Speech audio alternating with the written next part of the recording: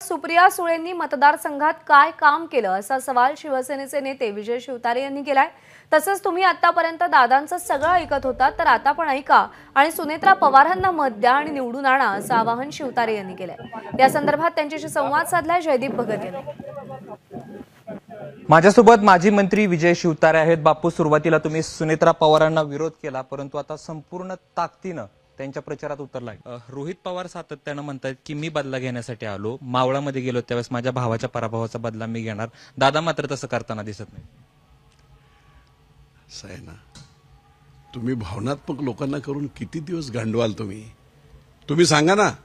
इथे आता 15 वर्ष तुम्ही होता, काय केलं 15 वर्षामध्ये?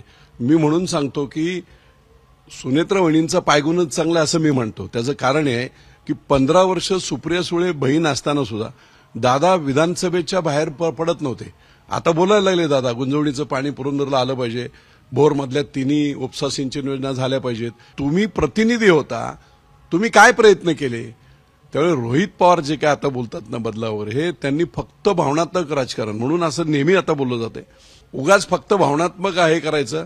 मावळमध्ये मग मी बदला घ्यायला चाललोय, मग मावळमध्ये बदला घेण्याऐवजी मावळमध्ये पार्थ पवार पडले होते, तुम्ही एवढेच हुशार होता तर रोहित पवार तुम्ही आमदार होता, तुम्ही मावळमध्ये 5 वर्ष का काम केले नाही?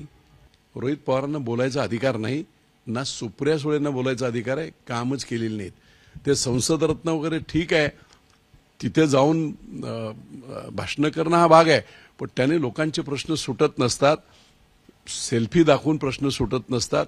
त्यांचं म्हणणं असं आहे, फक्त एवढंच सांगतो की त्यांचं म्हणणं असं आहे की दादांनी सांगितलं होतं, अलिखित नियम होता की दादांनी सगळं बघायचं, आपण या मतदारसंघात ढवळाढवळ करायची नाही, आणि सातत्याने हे दादांवरतीच जाते की दादांनी काम म्हणजे दादांचा खासदार करा ना। जर तुम्ही ते मान्यच केलं होतं ना दादांनी सगळं करायची, ढवळाढवळ नाही करायची, मग कसं असं होईल? अरे दादा कधी उलट आमच्याकडे कधी ढवळाढवळ करत नव्हते, कारण खासदार ते आहेत, उलट सांगतायत ते। आणि मग जर दादांनी सगळं केलं होतं आणि तुम्हाला काहीच अधिकार नव्हते म्हणून तुम्ही माझ्याकडून काही कामं झाली नाहीत असं जर त्या म्हणत असतील तर मग आता दादांच्या वहिनींना काम करू द्या। मी तर बोलतो ना की आता सुरुवात झाली त्यांची। आदरणीय शरद पवारांचं प्रचंड काम या महाराष्ट्रात आहे, त्याच्याबद्दल वाद नाही, परंतु त्यांच्या गुडविलवर किती वर्ष तुम्ही जगणार? 3 वेळा तुम्हाला पवार साहेबांची मुलगी म्हणून आम्ही मतदान केलंय। जर तुमचं कर्तृत्व शून्य असेल, फिजिकल कर्तृत्व मी म्हणतोय, हाच प्रकार जर रोहित आता कुठे कुठे काही अधिकाऱ्यांना इकडे कनेक्शन करा पाण्याचं, तिकडे कनेक्शन करा, 5 वर्ष काय होतं? तुम्ही हेच तुमच्या आत्यासाठी जे प्रकल्प माझे आहेत, जे ऑनगोईंग प्रकल्प आहेत विमानतळापासून, त्याच्यात तुमचं कॉन्ट्रीब्युशन काय आहे? एक साधं पत्र आहे का? एखादी बैठक तुम्ही घेतली आहे का या प्रश्नांवर? काही नाही।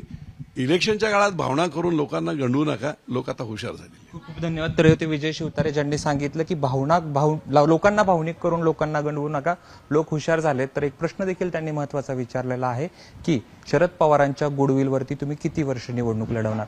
कॅमेरा पर्सन अमोल गवाळेसह जयदीप भगत, एबीपी माझा, सासवड। एबीपी माझा, उघडा डोळे बघा नीट।